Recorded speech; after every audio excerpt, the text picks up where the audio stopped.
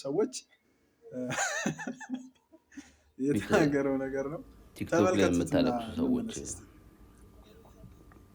ቆይ ማልቀስ ከጀመራችሁ በኋላ ነው ሪከርዱን የምትጫኑት ወይስ መጀመሪያ ሪከርዱን ከተጫናችሁ በኋላ ነው ማልቀስ የምትጀምሩት? ወይ ደግሞ ኤዲት ስታደርጉት እያለቀሳችሁ ኤዲት የምታደርጉት ወይስ ልክ እንደጨረሳችሁ ትጠራርጉትና ነው ኤዲት የምታደርጉት? ብዙ የሚያስለቅስ ነገር እኮ አለ። ግን አንዳንዴ ሪከርድ ደግሞ አድርጋችሁት አንዳንዴ ላይቀርጽ ይችላል እና አቆማችሁ እንደገና እንደ አዲስ ነው የምትጀምሩት። አይ ግራ ገብቶኝ ነው ማለት ነው። እኔም አሁን ልሰራ እያሰብኩኝ ነው። ተመቸኝ። እንደወደዳችሁ ተስፋ አደርጋለሁ። የሚገርም ሀሳብ ነው።